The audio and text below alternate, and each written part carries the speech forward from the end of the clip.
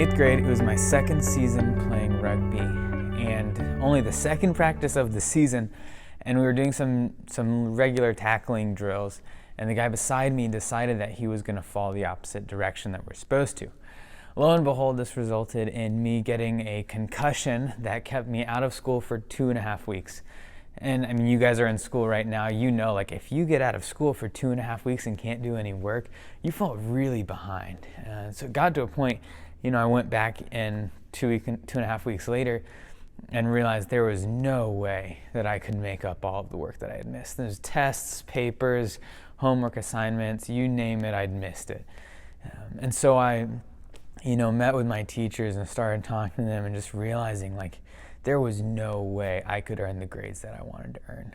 There was no way I could get all of this done. So finally, my teachers got back to me and had made the decision that they weren't going to require me to do the work that had been asked of me for when I was in my concussion. They told me that they were going to totally wipe the slate clean and not hold that against me when the final grades came. So I shared that just as a little bit of an illustration for what we're going to be talking about this week, which is continuing the series of God's communicable attributes, but this week we're going to be talking about grace. So you might remember a few weeks ago, Mac shared a little bit about mercy, and grace and mercy can really be thought about pretty similar. They're kind of on two sides of the same coin. Mercy you can think about very simply as God not giving or God withholding what we deserve. And we can think about grace as God giving us what we deserve. And so we can think about mercy as God withholding wrath, withholding the punishment for sin, which is death, and God's grace as Jesus, as the gift that is given to us for our salvation and justification. So to think through this a little bit, I'm going to read Romans 3, verses 23 through 25. It says, "For all have sinned and fallen short of the glory of God, and are justified by his grace as a gift, through the redemption that is in Christ Jesus, whom God put forward as a propitiation by his blood, to be received by faith." So before we really can understand fully God's graciousness, I think it's important that we think a little bit about our state as human beings and our standing before God.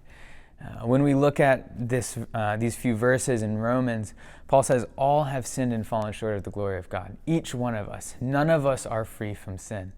And earlier in this chapter, Paul points us back to what the psalmist says in Psalm 14, where he says, "None is righteous, no, not one. No one understands, no one seeks for God. All have turned aside, together they have become worthless. No one does good, not even one." And I mean, just by reading that, you see how much that's driven home, that none of us are good. None of us can do what is right. None of us can be counted as righteous apart from God. On our own, when we're left to ourselves, we constantly revert back to sin. And so before God, we are deserving of death. Paul says in chapter 6, he says, the wages of sin is death. We deserve death. That's what we deserve. But we know from Mac's talk that God is a merciful God who withholds what we deserve.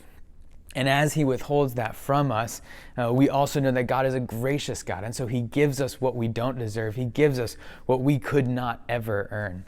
And so when we look at God's graciousness, we can't help but see Christ.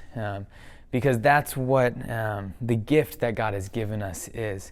And so if we read that passage again, "For all have sinned and fallen short of the glory of God," and then verse 24, "and are justified by his grace as a gift through the redemption that is in Christ Jesus." So this gift that God has given us, this gift of grace and justification, being counted righteous before God, this comes through Jesus Christ and the redemption, the sacrifice that he gave for us. That when Jesus came, when he lived on earth and died and rose again from the dead, that gift of grace, that gift of forgiveness was extended to us so that when God looks at us, he counts us as righteous when we accept that gift of grace. But the thing about grace is that we do have to accept it. There's a response that's required of us when we experience the graciousness of God.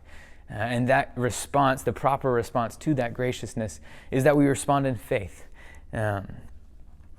If you think back to the story that I shared about my rugby concussion in 8th grade, the teachers gave me this promise that they wouldn't hold it against me when the final grades came.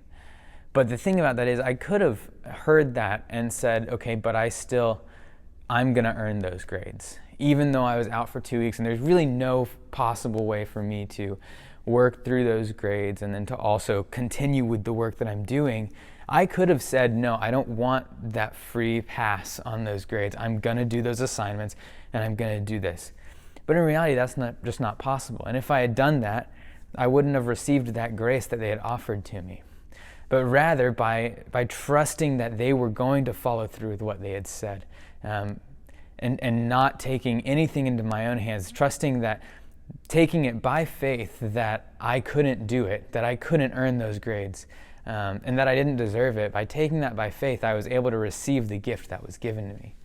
And in the same way, when we think about God's graciousness to us, we have to accept that by faith. God's graciousness in our salvation is not something that we can earn. It's not anything that we can ever make back up. But it's something that we have to accept with open hands, saying that I can't do this. I can't make it to be counted as righteous.